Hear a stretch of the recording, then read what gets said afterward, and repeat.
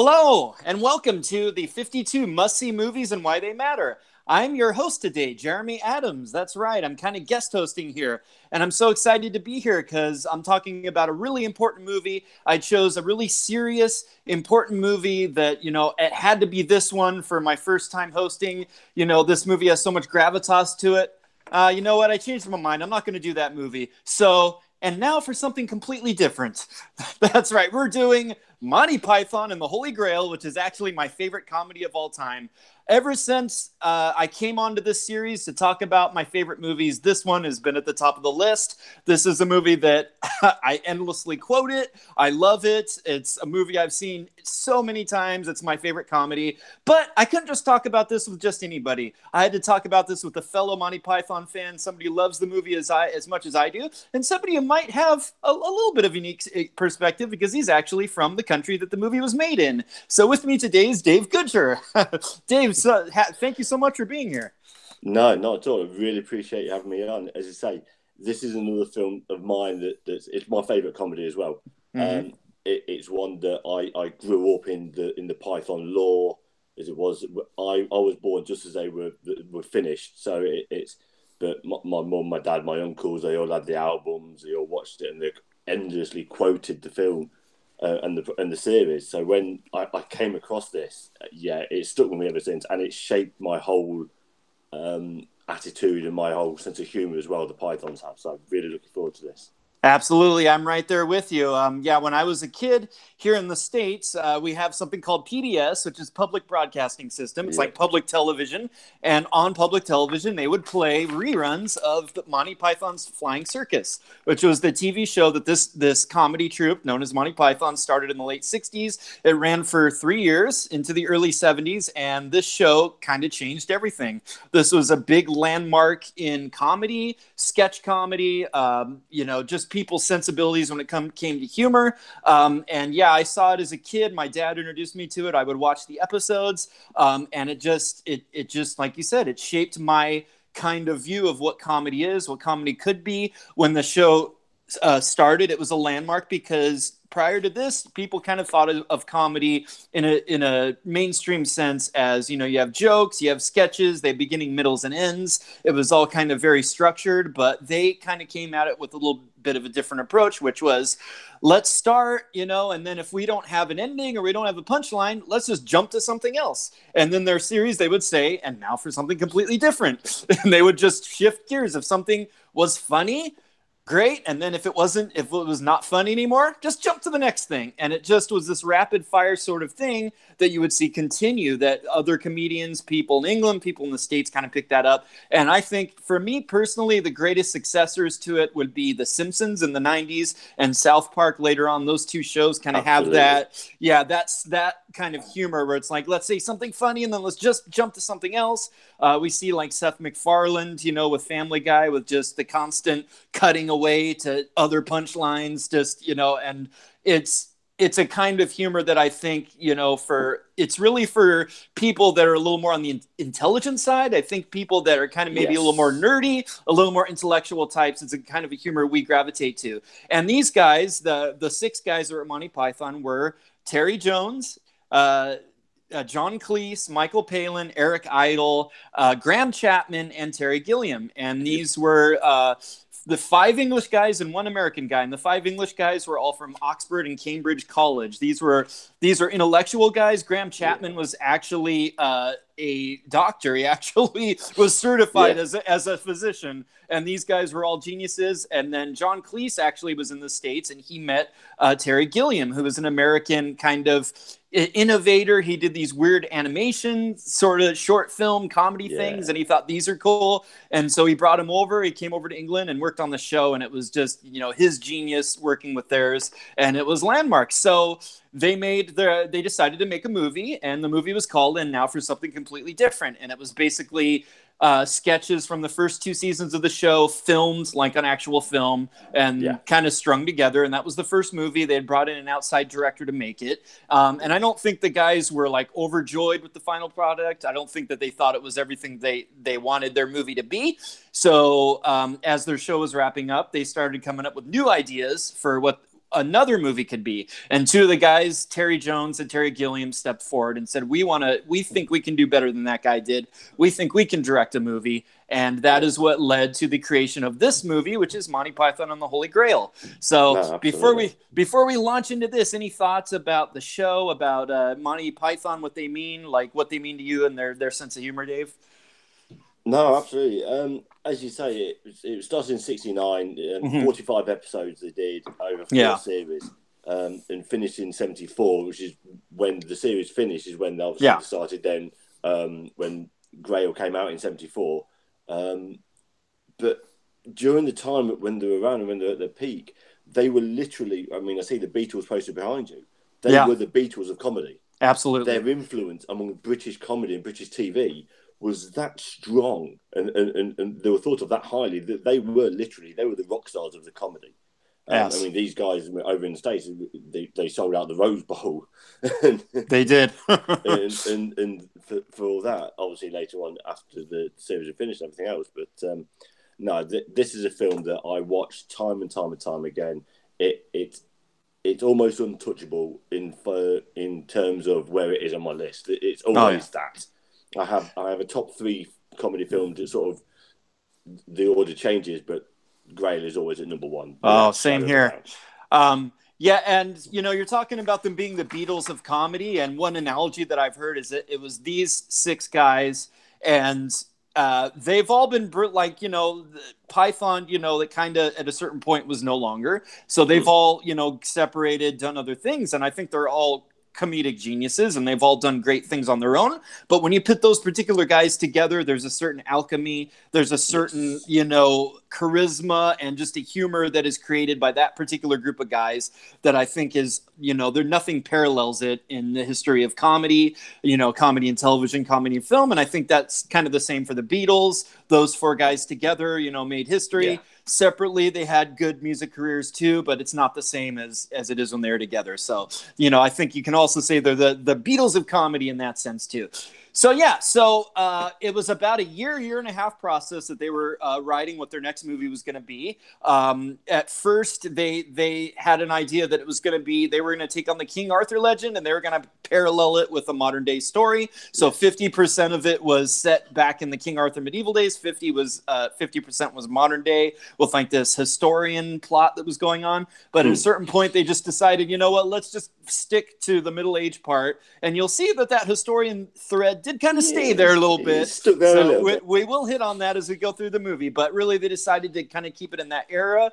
They spent time working on the script. Majority of the script was written by Terry Jones and Michael Palin. But of course, all of the guys contributed. And I think before we launch into it, one thing that I think is important when we talk about this is today, a lot of like mainstream comedy movies, there's a thing of a lot of movies are improvised. Like they'll get actors together and they'll improvise the comedy, and you can kind of tell sometimes it's like, oh, well, they were just kind of riffing that on the spot in that scene. And sometimes it's really obvious. And if you watch Monty Python stuff, like particularly this movie, it's easy to think, well, that was so funny, that was so off the cuff, they must have just been improvising. Well, that's not actually how they worked. They would improvise in their conversations, they would be writing, they would write parts of scenes, they would riff, they would like talk together and throw things off of each other. But once they found what was funny, they locked it down and they wrote it into the script. And everything that you see in this movie was written. It was in the script. There isn't like any crazy ad-libbing. This was all carefully thought out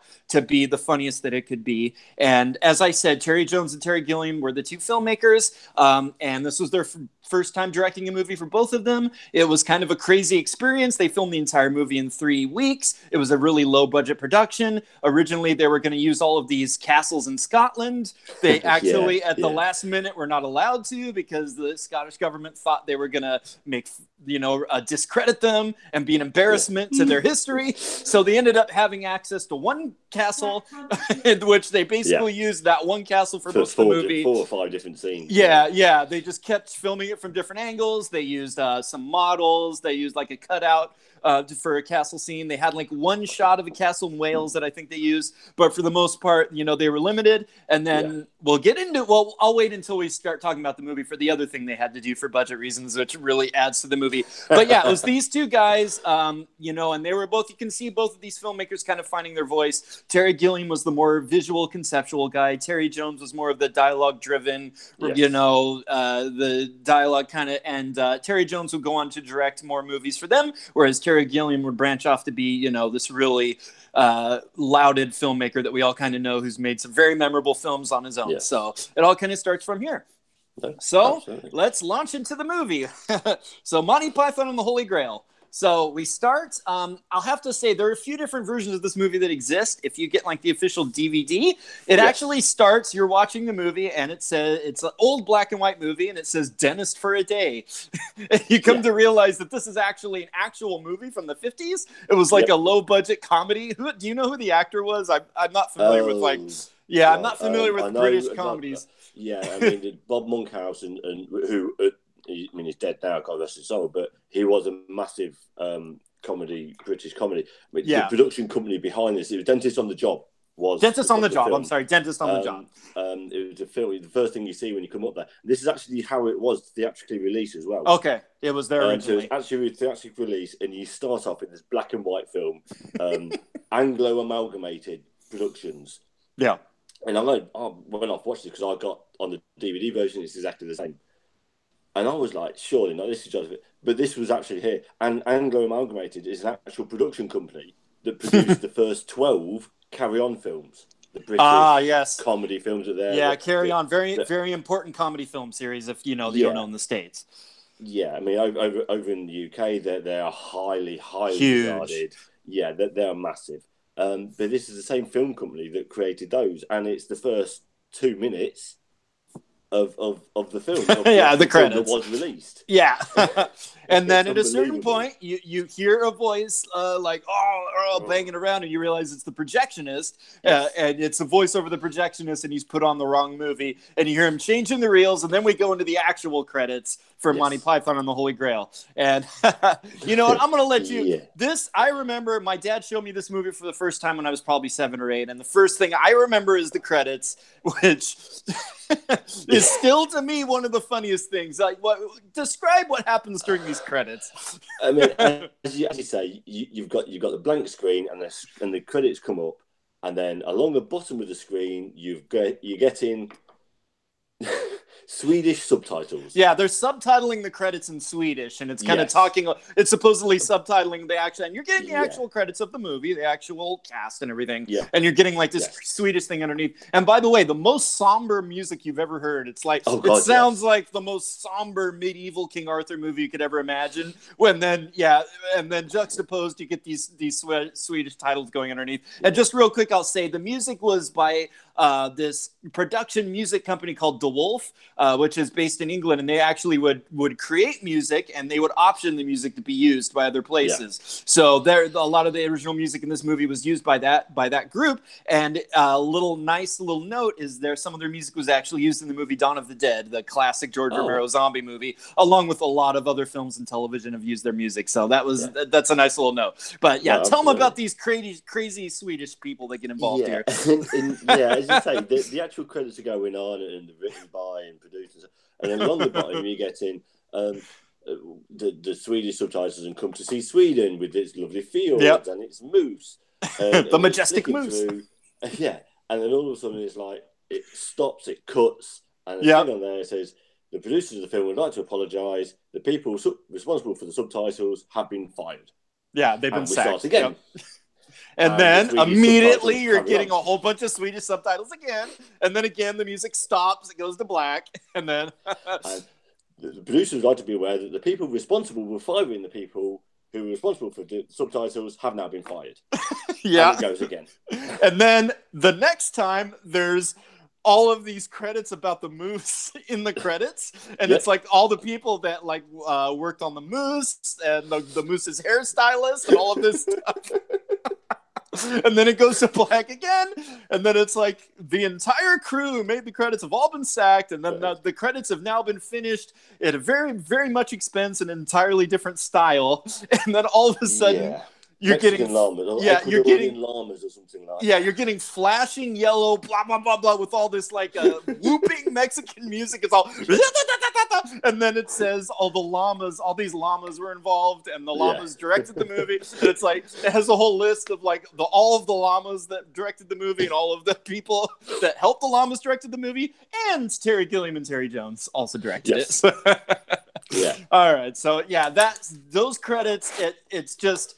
In the time when we have, like, we put subtitles on stuff a lot. We watch stuff on YouTube. We put subtitles on. We'll watch videos that have all these subtitles. It's kind of ahead of its time, like, in terms of that there would be a Swedish subtitle on it and that this crazy thing would happen with the credits. And it's like, it's 3 minutes of the movie that is just these credits, and it's hysterical. And it kind of sets the tone already that you don't know what you're going to get in this movie. It kind of puts you off base, but you're already laughing at something that you didn't even know could be funny. So that's kind of the place that you start from. You're talking 5, 6, 7 minutes in if you include the fake film. And we've not seen a single thing yet. We've seen a fake film, and we've seen some junkie credits. All right, let's go. So we finally launch in the movie. It says 932 AD, and we know we're in the Middle Age period of England. And you see smoke, you see fog, and what do you hear, Dave?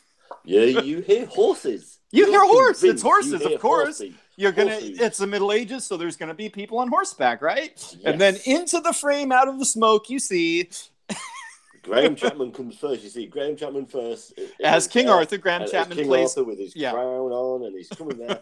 Except the reins he's holding are nothing, and he's just got his hands up in the air, holding an imaginary horse, and then behind him we see his helper, his trusty squire Patsy, who's clacking coconuts together. and as you say, it's purely down to they didn't have the budget for horses. Exactly, so they didn't use have this old radio special effect and just use coconut hooves. Yeah, they didn't. They couldn't afford horses, so they came up with this whole thing of, okay, we're just going to have a guy clacking coconuts together, and they're going to pretend they're riding horses through this movie. But it doesn't stop there. That they're like that. They weren't happy with just that. They had to continue the gag beyond that. So Arthur, played by Graham Chapman, who, by the way, I think a great comedy has to have a great straight man, and I think Graham Chapman is so genius in this movie. Absolutely. He never really breaks character. He plays it straight for the whole film. He really, to me, he's one of my favorite King Arthurs. I think he really gets the character. There's not many that are better. Yeah, he's tall. He's got the gravitas. Looking, he's got the beard, when he goes into action at certain points, you believe it. I really think he's a great King Arthur, and it really makes everything around him that much more funny because this is really King Arthur having to go through all this craziness. So they go to this castle. And we kind of get, the impression that he's trying to recruit knights of the Round Table for his quest to bring to Camelot. So he goes to talk to the guys at the top of the castle. There's a guy up there to talk to, and what's the guy immediately want to talk about? The coconuts that are being He wants to talk about the coconuts. Why is a guy clacking coconuts together?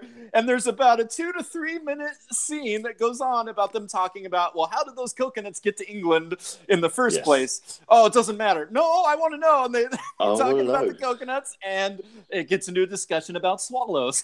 Yep, swallows and carrying coconuts and the African swallow is it African swallow or European swallow? Yeah, European swallow couldn't carry a coconut. It's not, and they're like, well, if he gripped it a certain way, well, it's not a question of how he grips it. He can't carry it. It's simple weight ratios, so you can't carry it. Well, maybe it was an African swallow. Yeah, an African swallow can carry it, but they're non-migratory, so they can't. And eventually King Arthur just gives up and he's like, forget it, and he just leaves, and these guys just go on talking about African swallows. And it might seem like it's just kind of a non sequitur, like they're just trying to be funny with the opening scene, but this is one of the brilliant things about this movie is this continues. This is a theme. We're gonna see the swallow thing come back a few times, and it's one of and it's one of the few through lines that we're going to get as we go through of little things that kind of go on. And the one thing I kind of want to say about this movie is it was pointed out to me when I was kind of researching the movie that, like every other Monty Python thing, this is a series of sketches. But watching the movie, I never thought of it that way. Like as a kid, I didn't think of it, well, this is a sketch movie. To me, this always felt more like a continuous story. I mean, yeah, it's a bunch of episodes. It's a bunch of different scenes with different characters. And, Monty Python guys are all playing different roles. So it is sketch comedy, but it always felt more like cohesive to me.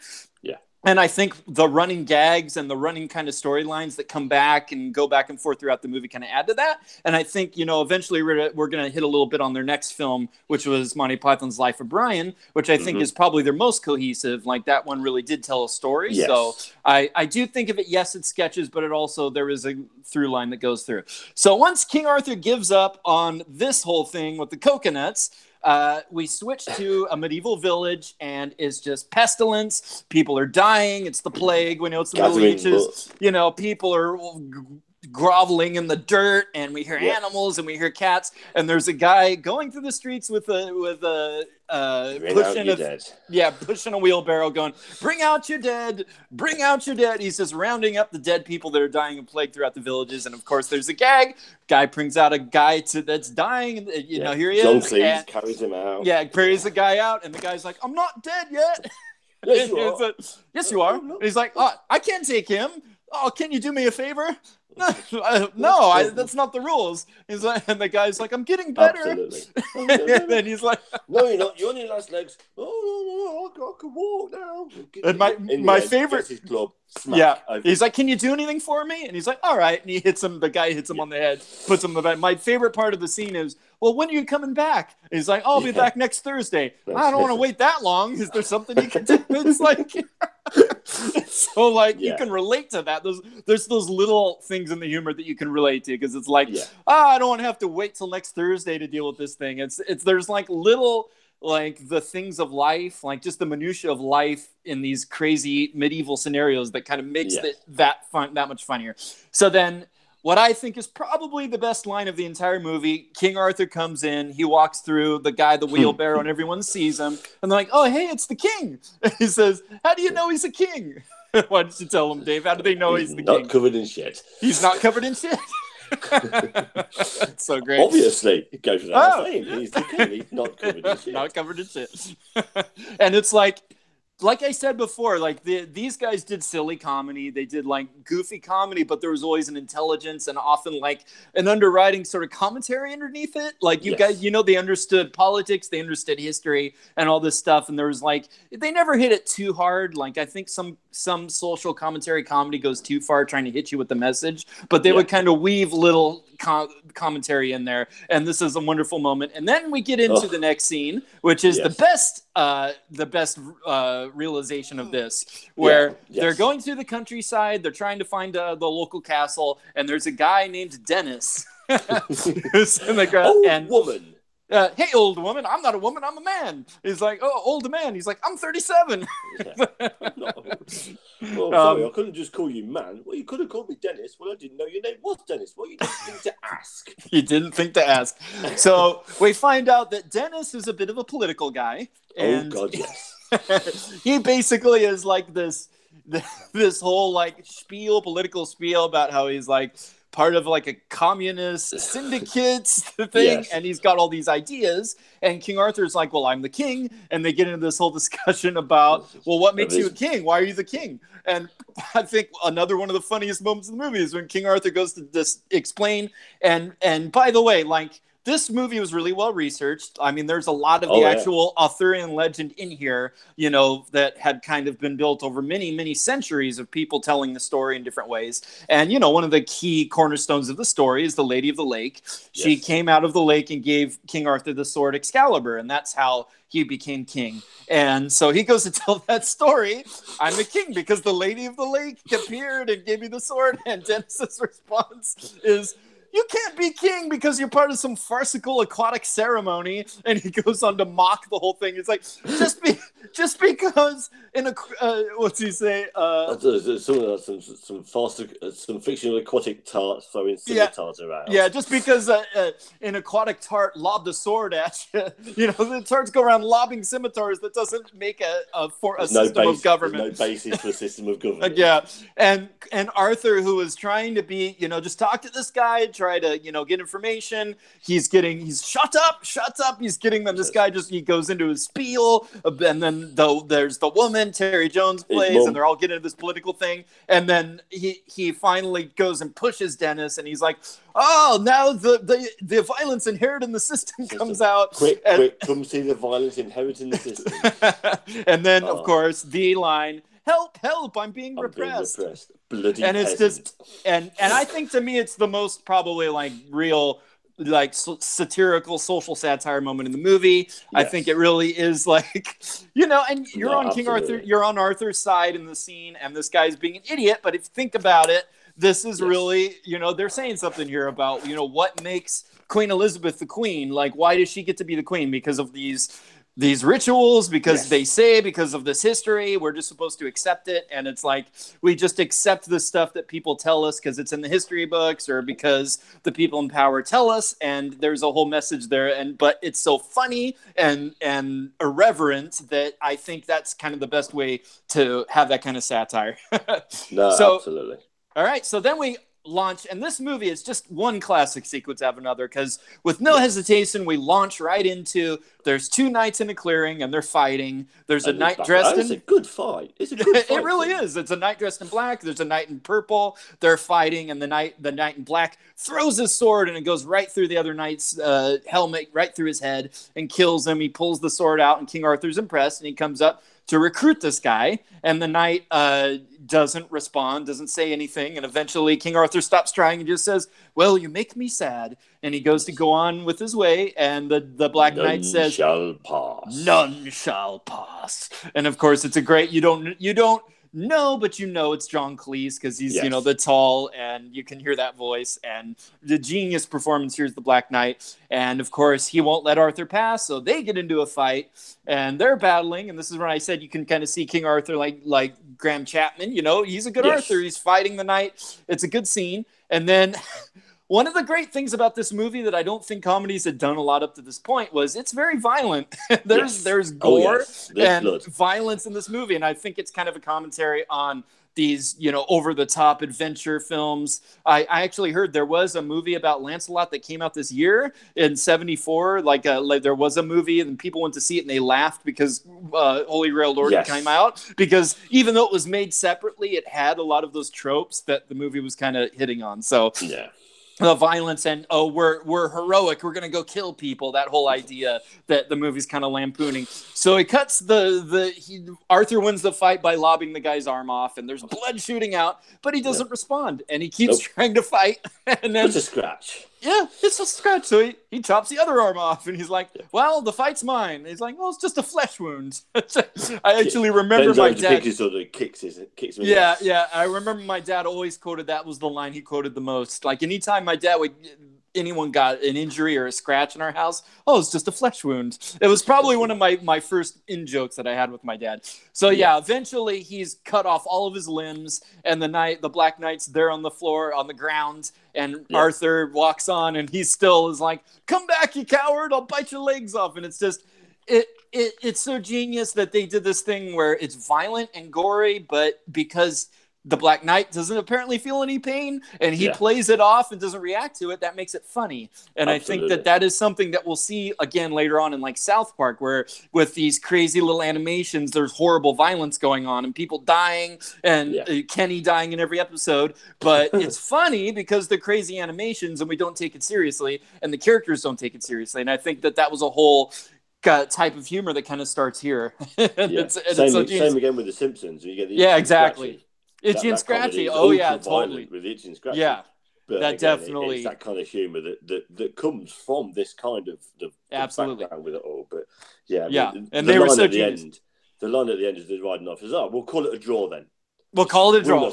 Will not So accept defeat. Will not accept defeat. Oh yeah, Black Knight can't be defeated, and and we'll see that kind of violence continue and get even funnier and crazier throughout the movie. Yes. So now, God, yes. So the next scene, well, finally we're gonna get a knight. He's been kind of trying to find people to recruit to his cause. Has handy luck. He's finally gonna get somebody, but it's in a heck of a way as we get to the scene where a bunch of idiots have a woman and they're pulling her through Town Square and they're like, "She's a witch! She's a witch! She's a witch!" And we see a knight standing there, and this knight is played by Terry Jones, and they don't reveal his name yet. But I love one of the great things I love in this movie when I rewatch it is he's always messing with his helmet, like he's opening and closing it all the way. It's such a wonderful little detail. He's like, that like it kind of shows he's kind of a silly character.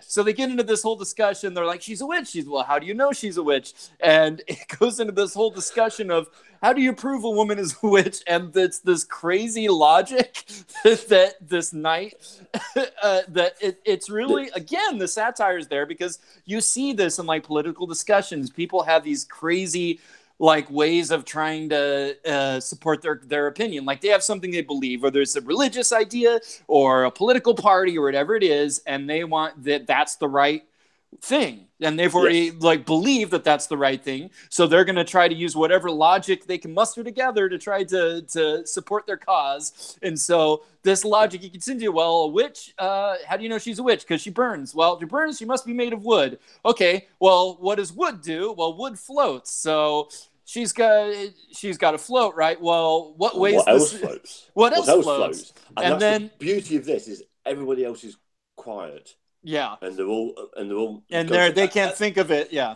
and then Arthur from the background of all this, a duck. Yep, Arthur comes in. Obviously, wood. It's a duck. Exactly the same. So yeah, they determine, well, she weighs the same as a duck. She's made of wood, therefore she'll burn, and she's a witch. It makes perfect sense. Just like somebody talking about their Yeah, the beautiful payoff is at the end. It says she weighs, put her on the scale. She weighs the same, and it's the line from her is, "It's a fair cop." She's a witch.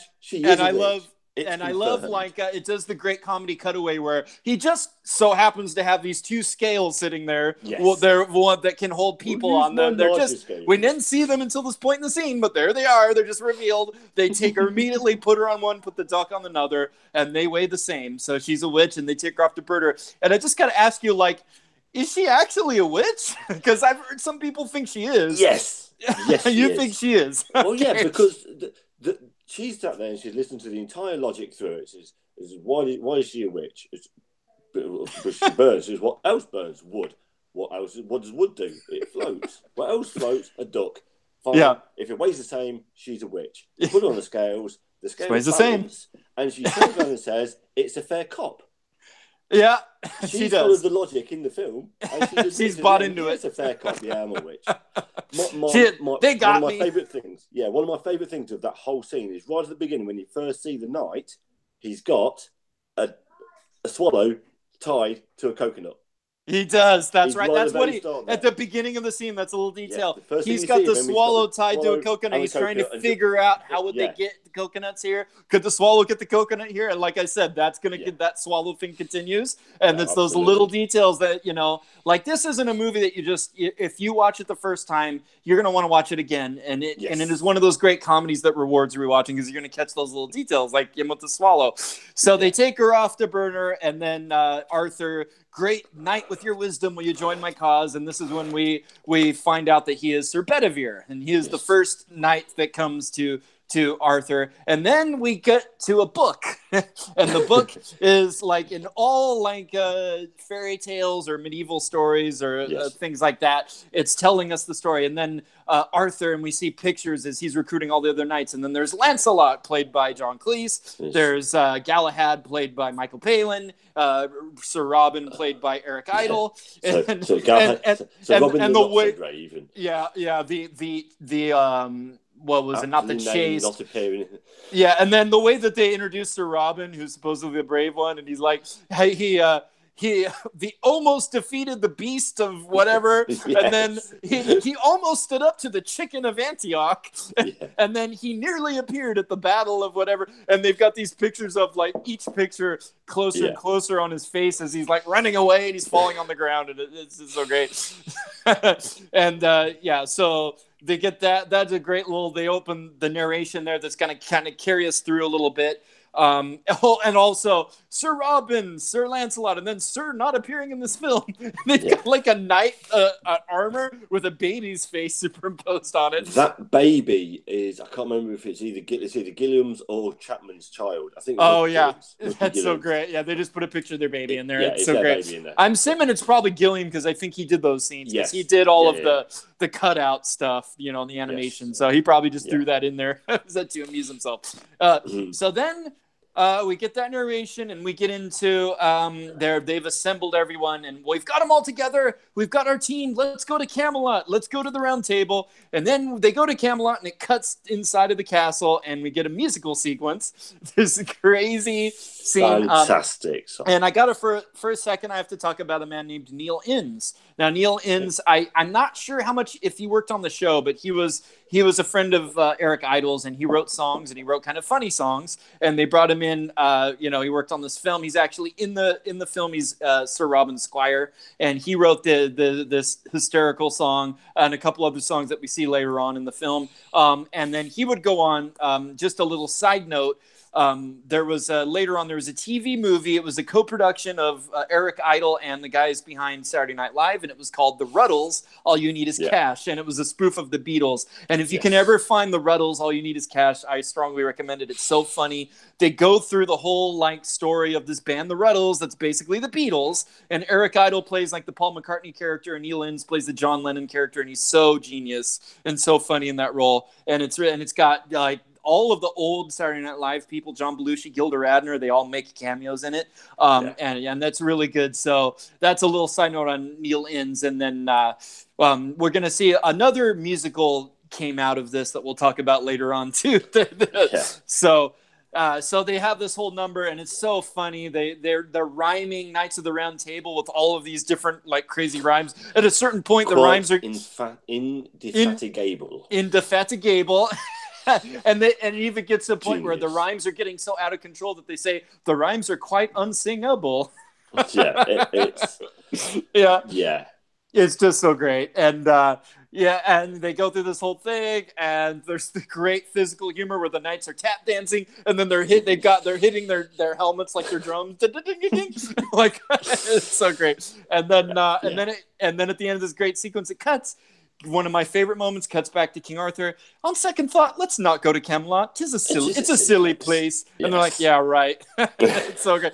All of that build up to go to Camelot just thrown away on a gag. Yeah, that's it. And that's the only thing you see of Camelot. Yeah, and that's just the Python way. Like I said, they would build up these gags in their show, and now for something completely different. We'll just cut away and we'll just forget about it. And I think that's just one of the great things about what they do.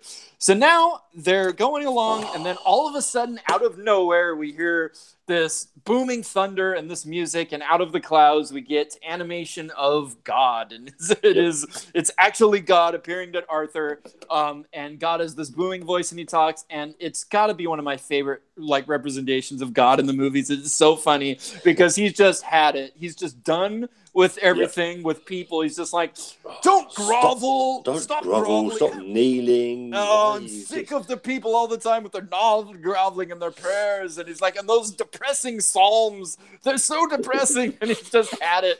It's just it's so great to think that God, he's just had to put up with us for centuries and centuries, just praying and apologizing and wanting repentance and writing all of these psalms. He's just like, come on, just get on with your lives. Yeah.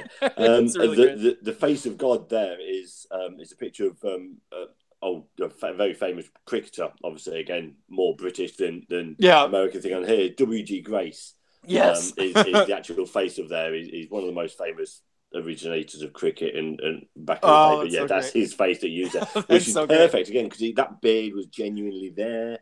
It's so good. Genius. And then God speaks to Arthur and he gives him his quest, which is his quest is to find the Holy Grail. And they don't go into it too much, but we kind of know the Holy Grail is the cup that Jesus drank out of, and it was kept by Joseph of Arimathea. So they're going to be now seeking the Grail and trying to follow clues to where Joseph had the Grail, and that's their quest at this point.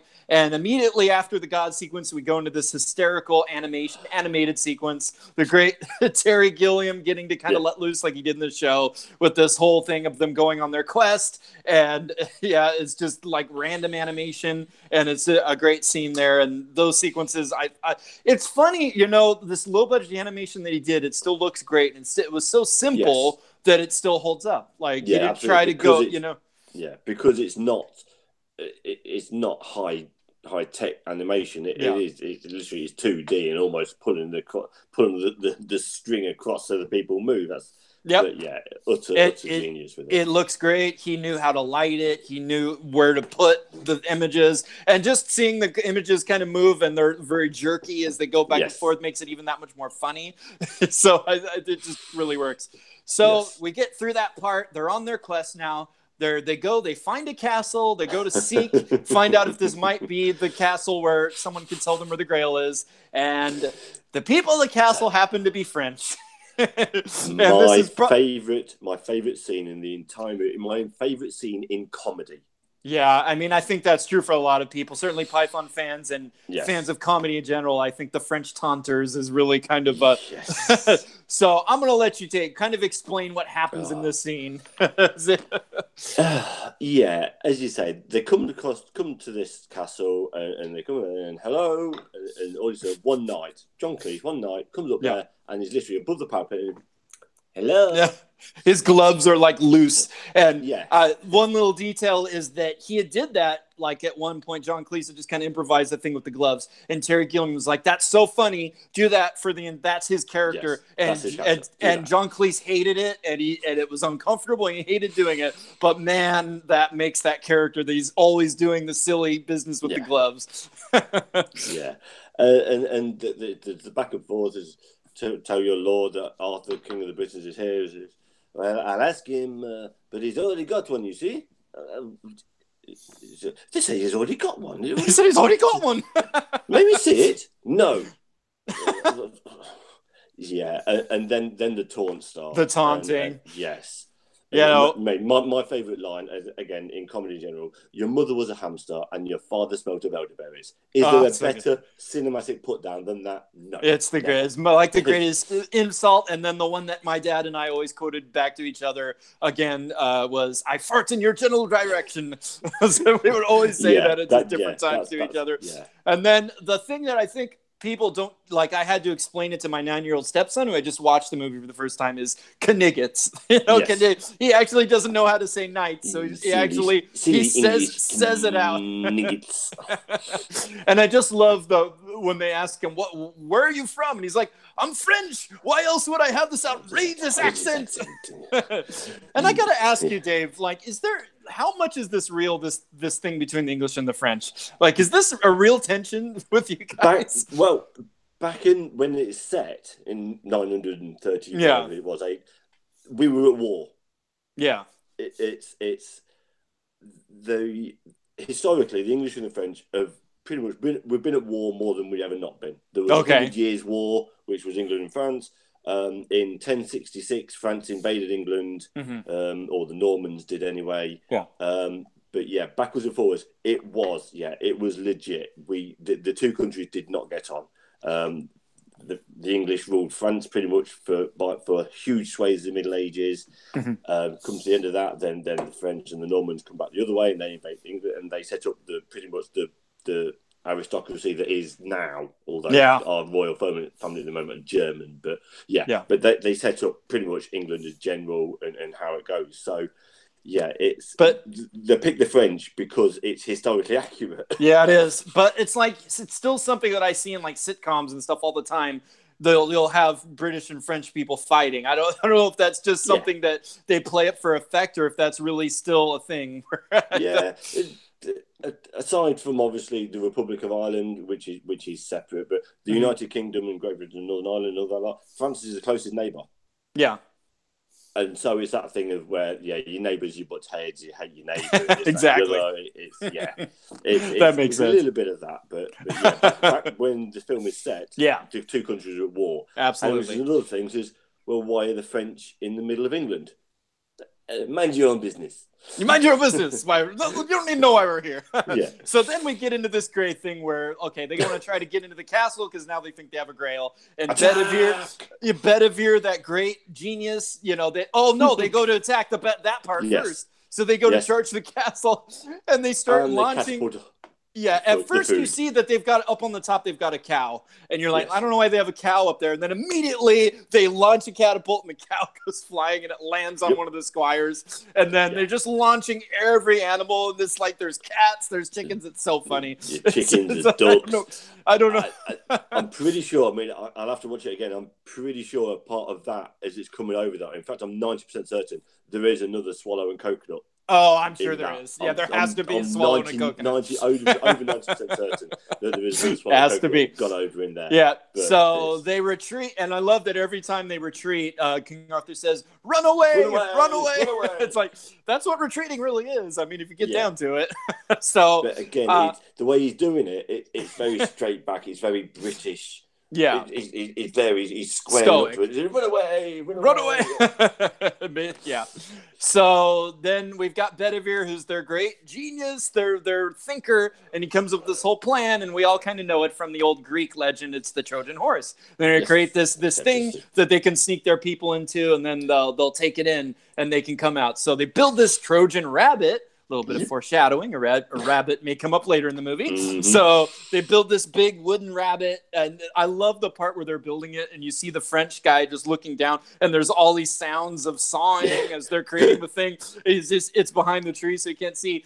And it's one of those things, like John Cleese's performance there is so funny because he's doing all these weird, what is this and what is that? But it's actually, they're commenting on French cinema, because in a lot of French comedy, there's kind of overexpressiveness in some of the performance. So that's actually John Cleese kind of commenting, making a little jab at the French comedy, French cinema there. So it's those little things. There's other levels that you don't always catch right away that even make the humor, that much more meaningful.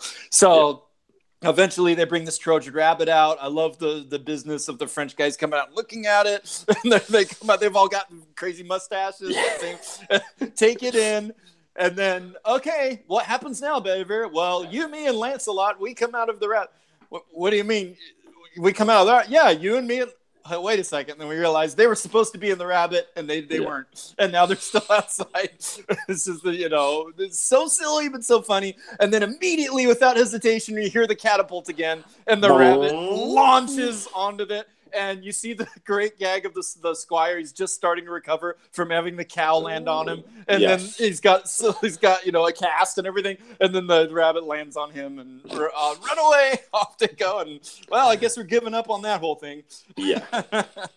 So then, now I mentioned it before, but there's a sequence where all of a sudden it cuts, and there's a historian. And instead of getting a book narration, we're having a historian tell us now. Well, Arthur, he had to regroup, and he had to figure out what his next move was going to be to try to get the Grail and everything. And it's kind of like he's got a microphone, and there's a film crew, and they're filming him. And then all of a sudden, out of nowhere, this knight comes with a sword and basically almost beheads the guy. It's really bloody when he dies. He falls to the ground, and the wife comes, oh, and she's like, and she's so sad and everything, and it cuts away. Well, we're going to come back to that historian and that film crew. Oh, yes. So then we get into, I guess he was kind of alluding at, well, they were going to split up, and they're all the knights are going to split up now, and they're going to go on their own little quest to find the Grail. And this is where it gets a little more episodic, but I love these all these segments are so great. So the first one is Brave Sir Robin. So this tale and the little animation they do when they're setting up. There's this, I believe that's the part. Oh no, it might be later. No, it's later on. But anyway, every time there's a little animation when they go into these segments. That's great. The little cutaways of Terry Gilliam animation. Yeah. So they go into this story, and it's again, we get Neil Innes is the squire, and he's singing a song of brave, brave, brave Sir Robin as he's marching on his quest, and he's telling about he's so brave that even if his limbs are hacked off, and this happens, and this happens, and it gets more and more grisly as he's describing and through the song. look on his face is all, and what? More and more panic is going into Eric Idle as Sir Robin, as he's like, what? And then eventually gets to the point where his privates are going to be removed, and he's like, you know what? I think we've had enough music.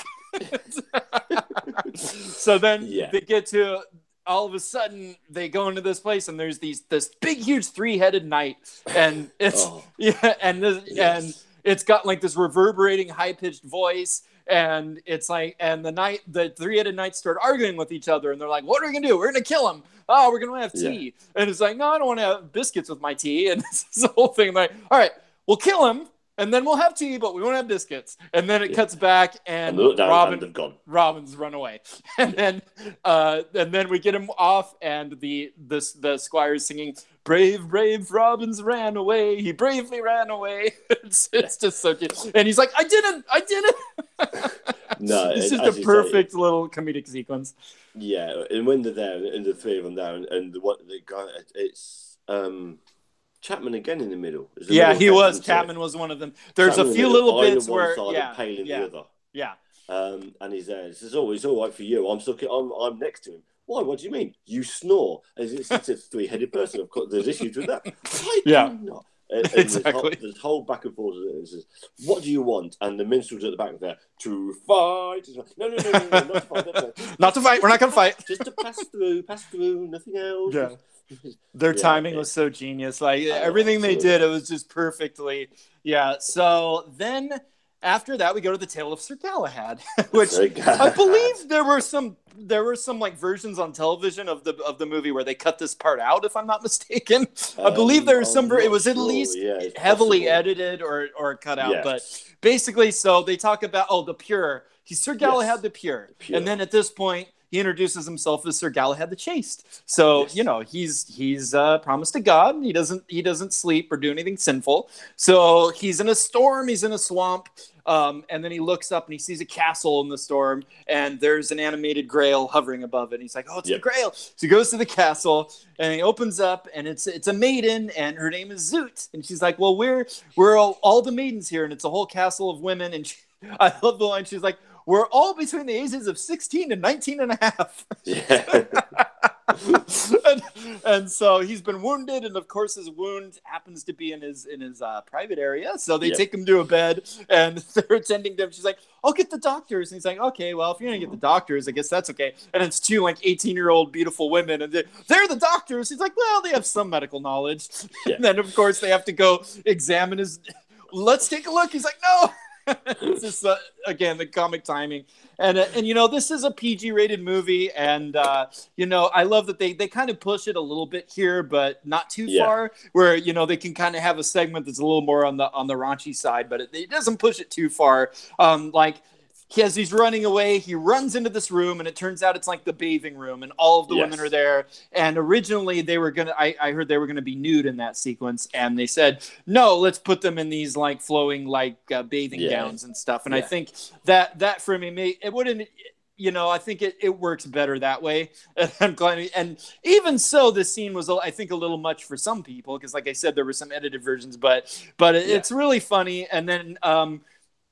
Basically gets to the point where for some reason Zoot has a twin sister, and the twin sister tells her, "Oh, naughty Zoot, she put the beacon up again. She puts this beacon up, and it's in the shape of a grail."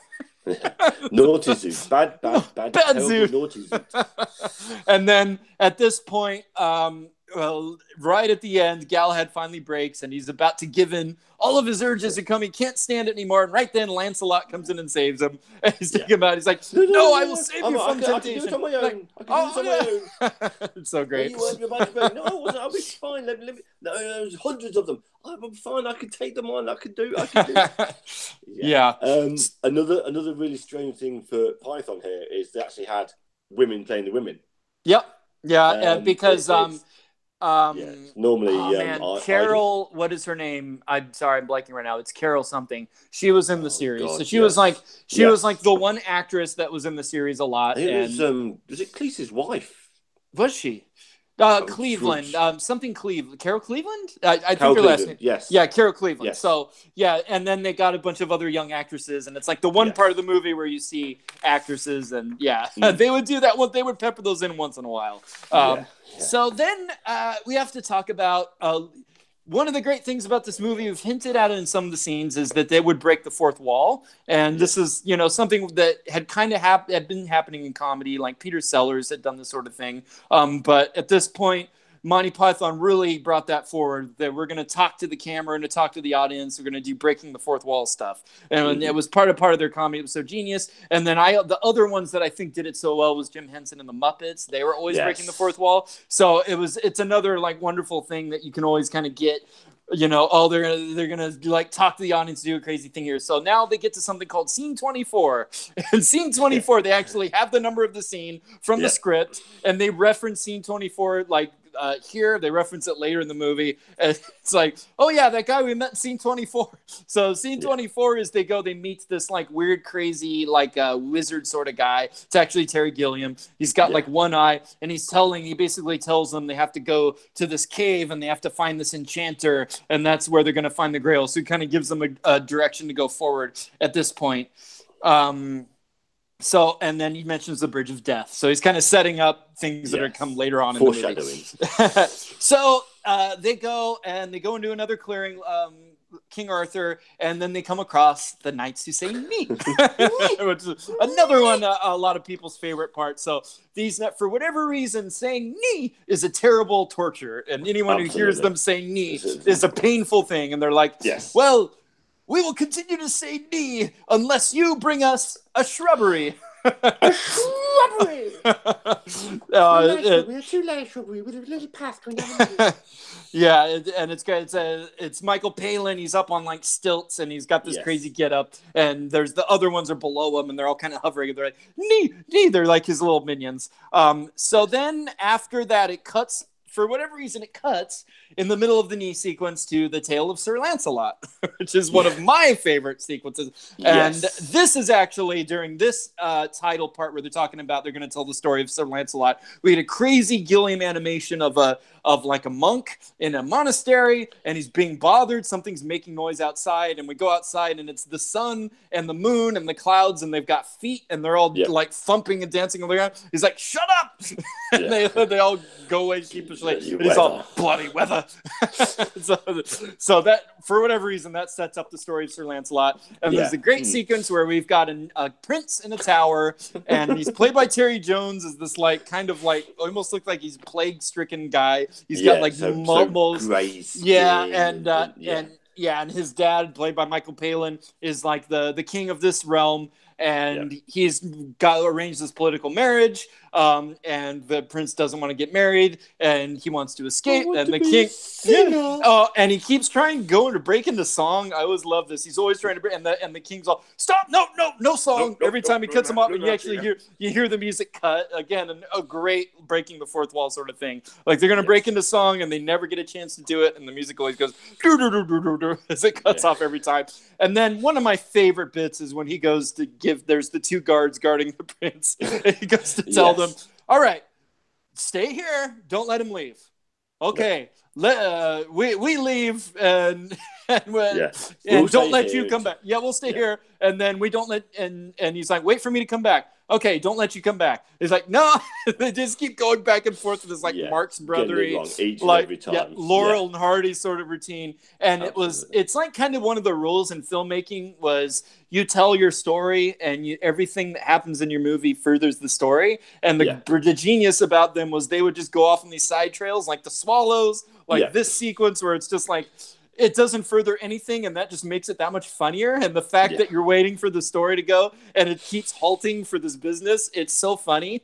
And it was like the way that they do it is genius. Like not everybody can pull that off, but it's a great sort of thing.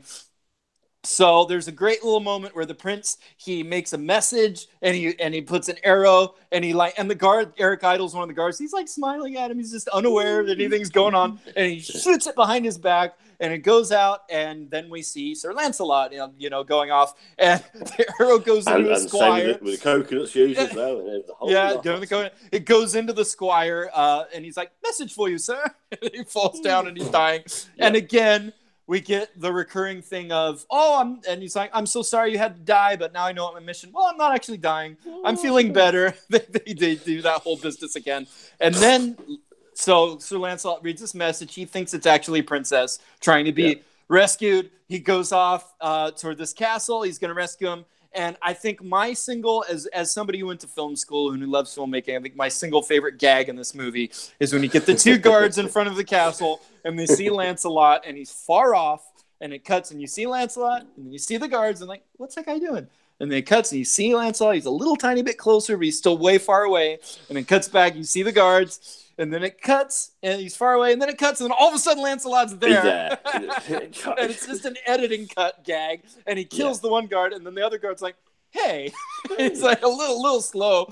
And again, it's this satire of he goes rampages through this castle and just starts killing everybody. He kills the guards. And it's a wedding. The wedding's actually getting ready to get started for the prince. That's why they don't want him to leave, because he's got to get married. Yeah. And sadly plain woman, who's the poor woman, is getting ready to get married. He kills the bridal party. He's massacring everyone. Fights his way up to the tower. It's so bloody, by the way. Yeah. And then he gets up there. No one is safe. No one is safe. And he goes up there and he goes to rescue him. He's like, "I'm here to rescue a princess." And he's like, "Oh, it's a prince?" And he's like, "Oh, you came to rescue me." And Lancelot's like, he's so embarrassed. And he's like, "Oh, I got to get out of here."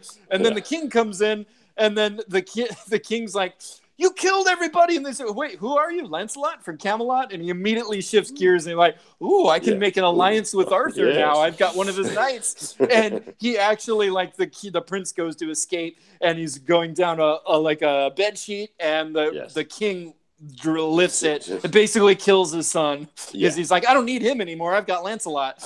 He goes down, and I love when they go down and everyone's like in pain and they're dying and people are wounded, and he's like, "You know what? Let's not get into who killed who over here." The king's like trying to spin it politically, and then they do the whole thing where he wants to get rid of the father of the bride so that he can, like, he won't have to worry about that guy. He can take over that guy's land and marry. He's going to try to marry this woman to Lancelot and make a new alliance, but the guy isn't dead. Nope. the father of the bride's still dying, so he goes and he's like, gets one of his guys to go and kill him real fast, and he's like, "Oh, now he's dead." And it's just that same repeated joke over and over. It's so genius. And then eventually, like, Lancelot's like, "I gotta get out of here." And then the prince comes back. He didn't die. "I wasn't really dead. I'm fine." Again, they continue it again, even in the same scene. And then the prince comes back, and he finally is going to go into song. Everyone starts singing. But before he can start his part of the song, Lancelot goes to make a grand escape. He goes to swing on a rope, and the rope doesn't go anywhere, and he falls back into frame. He's just swimming back and forth. Can someone give me a push? Someone give me a push. And it's just a great, like, this is supposed to be the heroic knight. He goes, he attacks, he kills his enemy. But really, if you think about it, he's just slaughtering people, and he's just a buffoon, and a man of action is really just kind of an idiot. And I just love that little satire that we get there. So then we cut back to the Knights of St. Denis. That's the Knights, yes. And now they go to town. And Arthur, he's desperate. He's got to get to the Grail, and he actually kind of breaks a little bit. He finds this woman. It's actually an actress, and he starts saying "knee" to this woman to try to torment her, so that she'll tell him where they can get a shrubbery. And I love Bedivere isn't on the same page. No, it's actually me. And then out of nowhere, who's tormenting that poor woman? And we look up, and Idol plays this crazy character with like purple hair, and he's like, "I'm Roger the Shrubber." I don't know what it is. It's just so silly. He's like, "Roger the Shrubber, I make and arrange shrubberies." So they go back to the Knights of Ni, and they've got like this nice little shrubbery. It looks like it's somebody's like garden in front of their like suburban home underneath these guys. And then they're like, "We're not the Knights that say Ni anymore." And it's like, can you actually say what they say? Oh, just It's hard. I But it's did like actually mean to. It's we are nice to say new. it's nice to say eki is something. Yeah. And it's like then, it's so great because it's like just when you do what the person wants you to do, then they change and they change the thing on you, and it said, "Get us another shrubbery and arrange it over here and make a nice little path." And then they're just like, you know what, we're out of here. They just basically, oh no, they turn on him. They start saying knee to them. You know, they turn knee around on the nice to say knee, and they're like, no. It's a great. They outsmart them. It's they end up saying the word that they can't say is the word it. Yeah, it's they can't say the word Robin it. the Brave comes back and they're singing how he ran away and all this stuff. Oh, and it's so good. Like, it's no. Oh, don't say that word. Don't say it. No, I said it. I said it. Oh no! And off they go. Do you know if in that first sequence, when they first come, then does no one say it? I'm thinking that probably no one actually says the word it in that scene. No. That is so genius. It's like they'd already thought ahead, and they're like, and that's why. Yeah. They wrote everything. Like, you can't just improvise stuff because they have to think these bets through. Like, well, we can't have anyone say it in that first scene because that's going to come back later.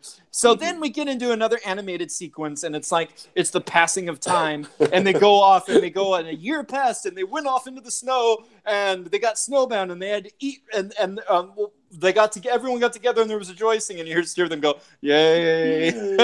And then they go off, and they get snowbound, and then they had to eat Robin's minstrels to survive, and then everyone rejoiced and all, yay! And it's just that great animation as they're going across the game. And so it's like, spring turned to summer to skipped autumn and went to back to spring and then went back to fall. And there's a guy sitting under the tree the whole time. And the guy under the tree. And he's there in a coat, and he takes the coat off, and it's spring, and then summer's lying down, and then goes straight to snow. Yeah, it just falls on him.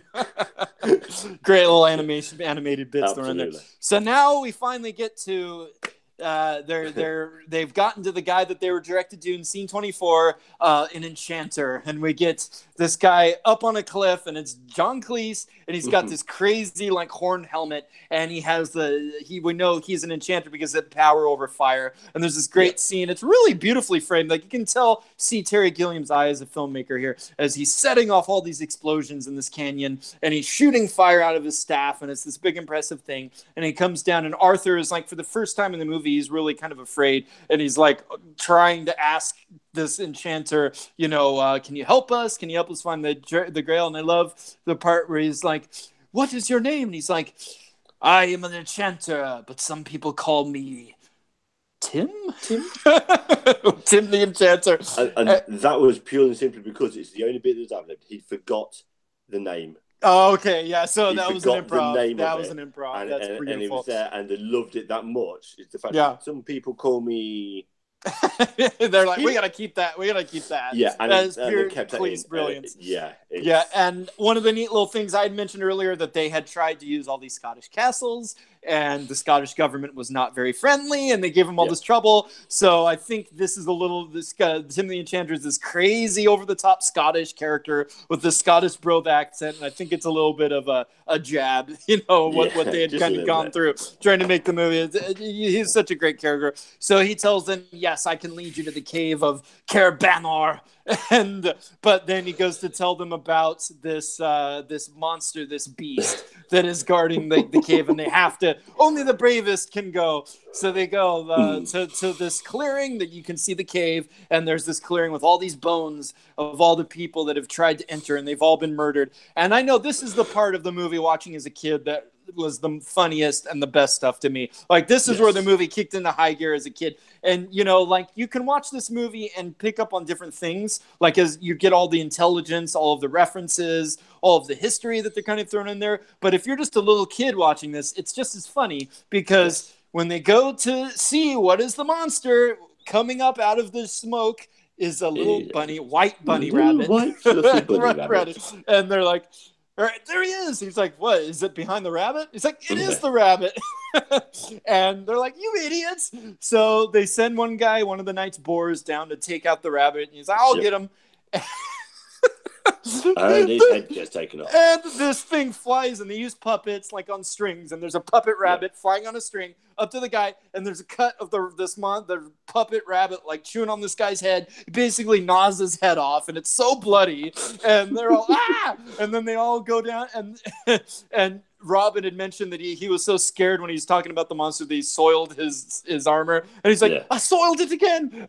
And they go down, and they're all trying to attack, and it's just these jump cuts and this editing is the rabbit's attacking everybody, and he kills 3 of the knights, and it's just genius, and it's so bloody. And there's a funny little story that they actually had asked a local woman, to use her rabbit, and she's like, all right, you can use my rabbit, but don't get it dirty. And they were distracting her while they were filming as they're ladling fake blood onto this poor rabbit. The blood by the end of the scene is just blood red and covered in crap, and the woman was so mad after. It's just one of those great little behind the scenes funny stories. So you said that your favorite part of the movie was the French Knights. Well, my favorite part of the movie, I don't know what it is, but every time, I think maybe it's because I was, spent a lot of my life in the church, and I was a very religious guy, and we had to do a lot of readings in the church of holy text.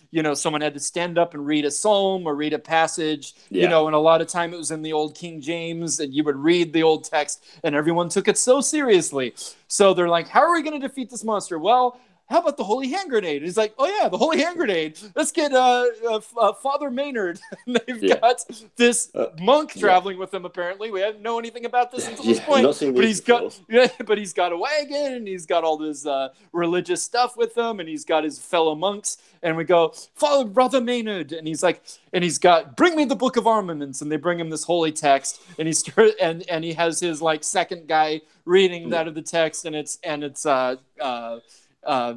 I'm sorry. It's Michael Palin. Palin, yes. Yeah, Michael Palin, and he's reading, and they read this text, and it is just the most genius takedown of old timey religious text, biblical text. As it's first the Father Antilarch, he got the holy hand grenade, and they feasted on the sloths and all of this and that, and the fruit bats and breakfast cereals. And then and it's just, and he's like, skip ahead a little bit, brother. So they skip a few passages. He's like, so you take the pin out of the holy hand grenade, and then you count to 3. Do not count to 2, and do not count to 4, and then do not count to 3, and then do not count to 2 unless you then proceed to 3. And you think, okay, we got it. It's 3. 5 is right out. It's and the counting. So you count to 3, and the counting of the number should be 3. And it's that is so true. In the book of Leviticus and all these things in the Bible, so much repetition, so many numbers, so many generations that you have to go through, and it's just genius. It's so right on. And then so they finally get the holy hand grenade, and there's this little bit where for whatever reason King Arthur can't count to 3. Every time he tries to count to 3, he counts to 5. So he pulls it out, 1, 2, 5, 3, sir, 3, and he throws it and blows up the rabbit, and they're able to go into the cave. And then so finally they go into the cave, and there's this great sequence where Brother Maynard's still with them, and they're like, there's text, and it's from Joseph of Arimathea. He had left this text. We've got to be on the it's in Aramaic. It's going to tell us the Grail. He's like, all right, Joseph of Arimathea.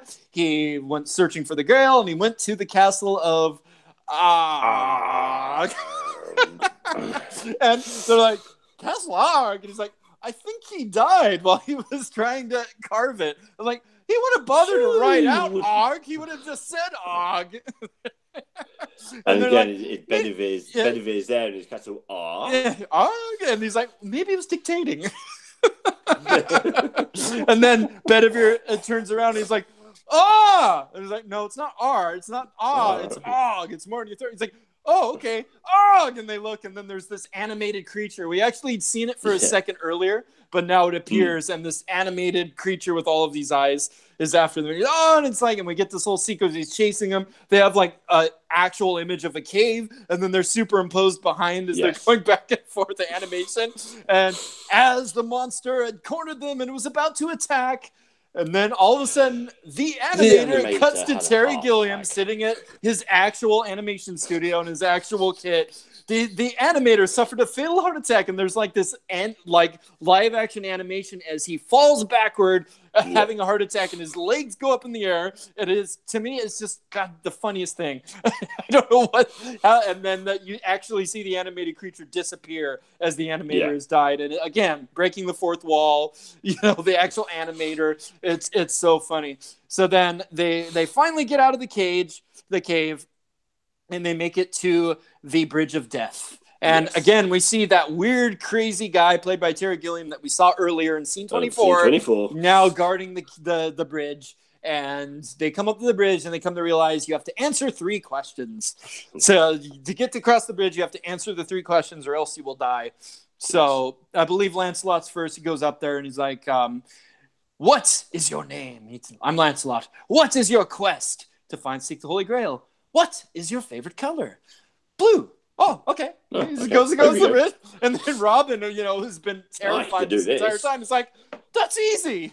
And by the way, I don't know why there's those little things. Like, this is one of the things I always quote. That's easy. Every time I think something's going to be easy, I'm like, that's easy. So he goes up. What is your name? I'm Robin. What is your quest? To seek the Holy Grail. What's the capital of Assyria? Oh, I don't know that. And then he gets launched into the air, into this horrible chasm, and he's dead. It's just, I love that he would just ask him random trivia. It's like, so start asking him trivia questions. As somebody that writes trivia for a movie trivia league, I think I find that a little extra funny. Movie or just random trivia will be your downfall. So. Then Galahad goes, and another great bit. What's your name? What's your quest? What's your favorite color? Blue. No, green. He gets launched. And then finally Arthur comes up, and then it comes back again. So brilliantly, the best payoff of the entire movie. What is your name, Arthur? What is your quest? To seek the Grail. What does he ask him? What is the weight of a swallow? What is the airspeed? What is the air velocity of an unladen swallow? Of an unladen swallow. And then Arthur asks him what came up earlier, a European swallow or an African swallow, which was mentioned earlier. Yeah. And then the guy, the weird guy, I don't know that. And then he gets launched. And Arthur defeats him in his own game. So and they walk across. And then, we've come to the end of the movie now. We know they're finally getting to the end of the quest. The music is swelling. Everything's getting very somber. The pace kind of slows down. And God himself brings the ship out of nowhere across this lake. And it's like a Viking sort of ship. And there's this great, feeling between Arthur and Bedivere as they go on the ship. They go across this smoke, this fog-laden lake. And they go, and here's another castle. And the castle's on the lake. And this is it. And they go up, and they're finally going to get to where they need to go. The castle, they say it again. And who is at the castle, Dave? Who's waiting for them at the castle?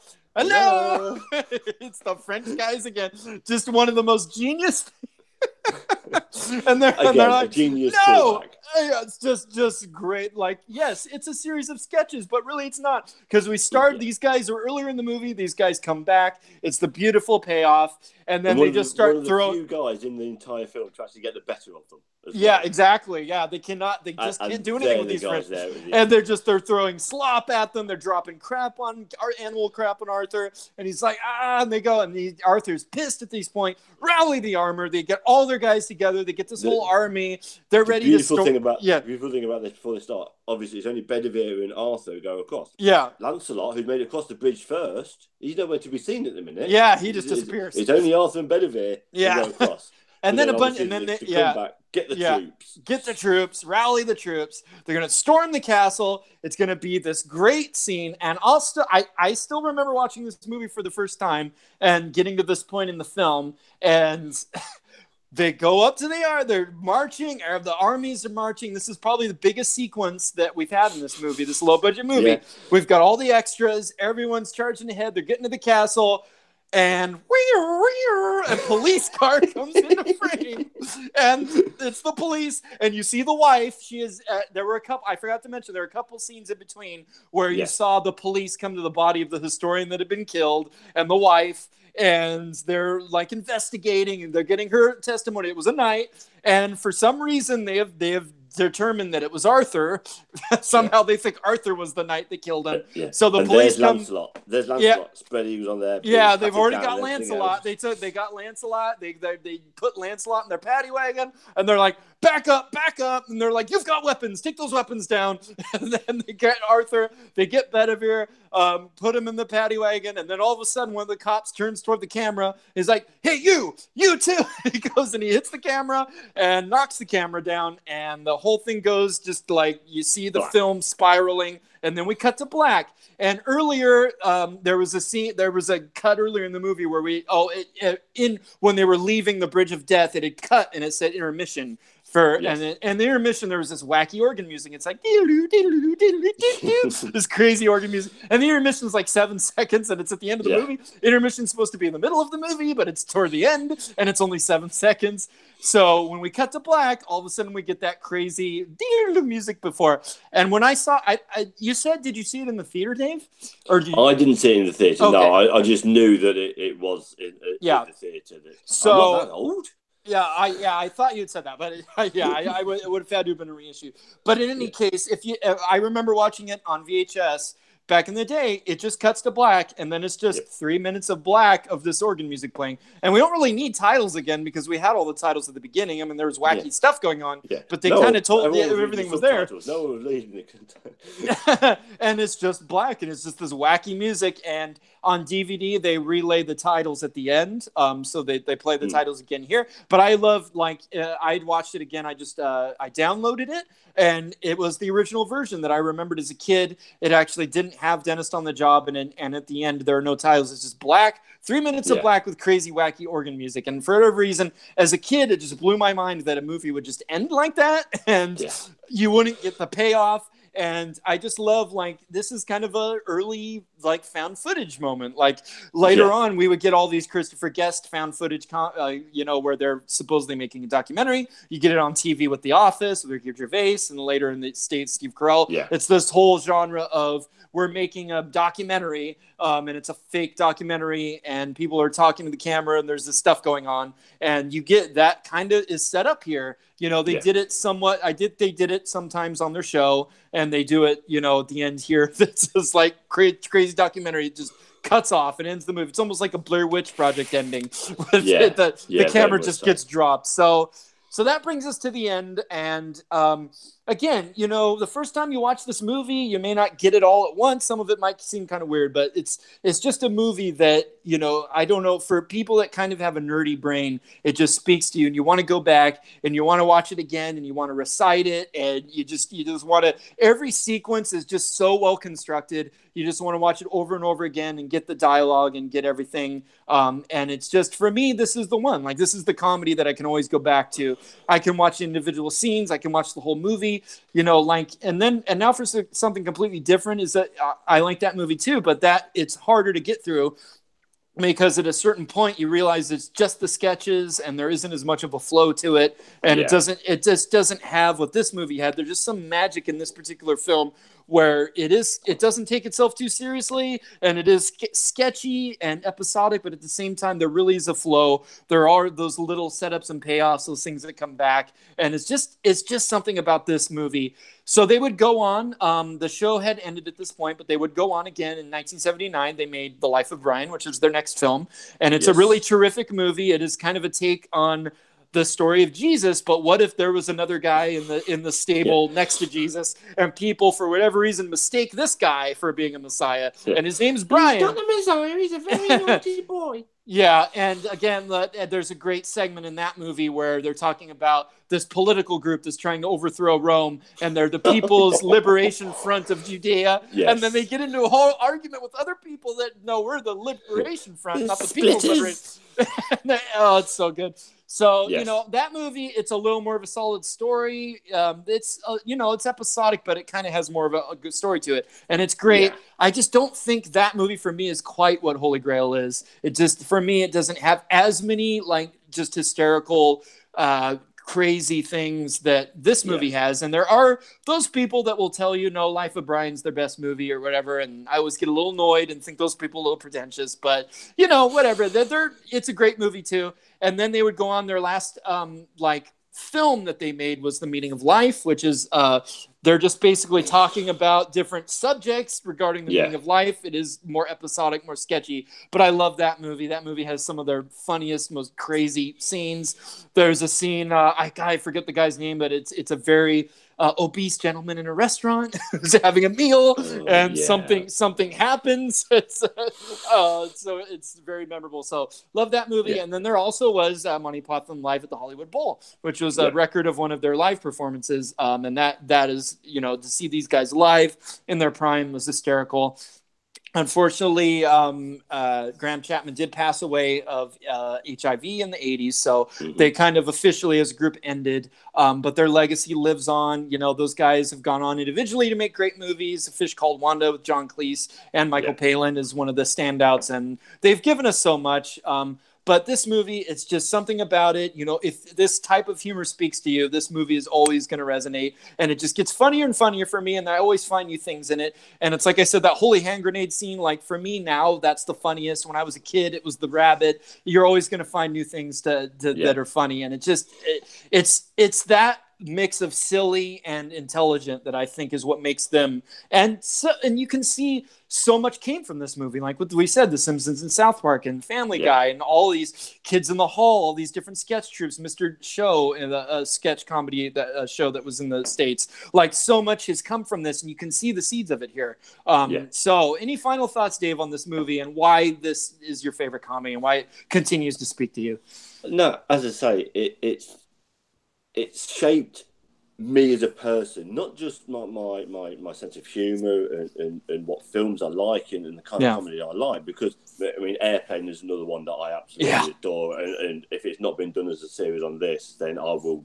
We'll get to it. We'll definitely, if it's not been done already, sign me up. I will come back for this one. Absolutely. But it brought about the comedy and the humour from The Simpsons and South Park and Family Guy and so on and so forth. But it's also so relevant and comes about in mainstream film. The Holy Hand Grenade of Antioch is referenced in Spielberg's Ready Player One. Oh, is it? I haven't seen it yet. Wow. That's great. Okay. Spoiler alert. I'm so glad to hear that, though. That's awesome. That part's not in the book. Mm-hmm. The Holy Hand Grenade is not in the book, but Spielberg brought the Python into Ready Player One. Movie is it's this like pop culture sort of inner space and like a interactive pop culture. So they're bringing in, it's like, you're going to do pop culture, you got to have Python in there because you just can't, absolutely. You can't avoid them. Yeah. They're just so important.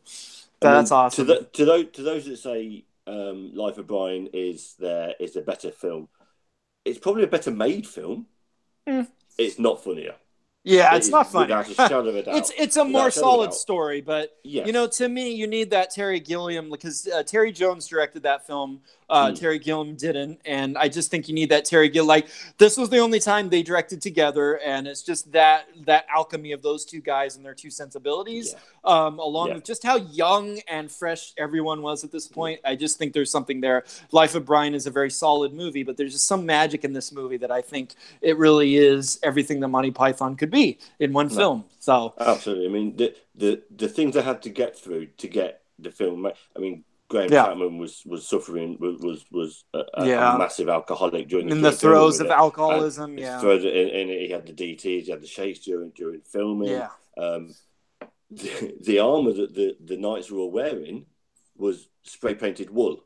It wasn't actual armour. It wasn't chainmail. The chainmail was wool. And obviously British weather is not the most predictable. And even if you're filming in the middle of summer, you will get wet. And they were getting cold and wet and damp through it all, and still being able to bring this absolute comedy genius out and have it show on the screen, because everyone can dial in a show and know what you're saying and doing it. But if your heart's not in it and if you're not living that, it's going to show up and it will be found out later on down the line. this still stands up and is still absolutely. And these guys, you know, they didn't always get along. Like they butted heads. God, no. There was a rivalry with some of the guys, and yet they were able to like channel that and into this thing that they created. It's kind of like the Beatles. Like those guys didn't always get along.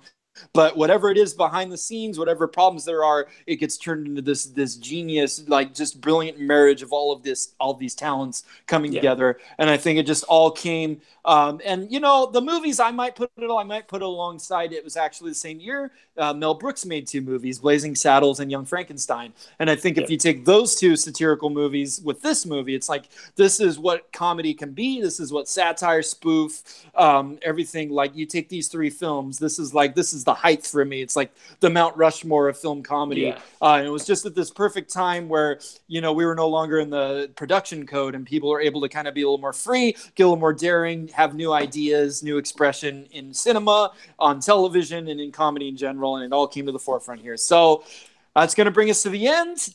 Dave, where can people find you on the internet here? Thanks. I'm host. It's my own podcast, a podcast called That Made Your List. Average ordinary film fan myself, interviewing other ordinary film fans. I mean, yourself's been on it. Dan, I have. The normal host of that. That's on iTunes and Podbean. Also on YouTube. We've got a Facebook page, That Made Your List, and a Twitter feed at That Made Your. So come find me on there, hit me up, and we'll see where we go from there. Yeah, it's a great podcast. Everyone check it out. The guests are fantastic. They talk about their favorite movies, you know, some guilty pleasures. If you love movies and movie talk, it doesn't get any better. And I had a wonderful time being on that show. And I'm Jeremy Adams. You can find me, Jeremy Paul Adams, on Facebook and YouTube. And I'm one of the content creators at Full Metal Media. We do movie talk shows, and we also do trivia matches. And then we're also Full Metal's connected with Roll-By Movie Games, which is a network on YouTube of different types of movie trivia, movie debate. So if you want to see some fun, interactive movie trivia, gameplay, matches, shows, some professional quality stuff, check us out there. And if you want to get involved, we're always looking for new players and new people to get involved and be on our shows. So again, this was 52 must-see movies and why they matter. Thank you for tuning in today. And I'm Jeremy the Adam Adams is my nickname, and I'm signing off. Thank you, guys.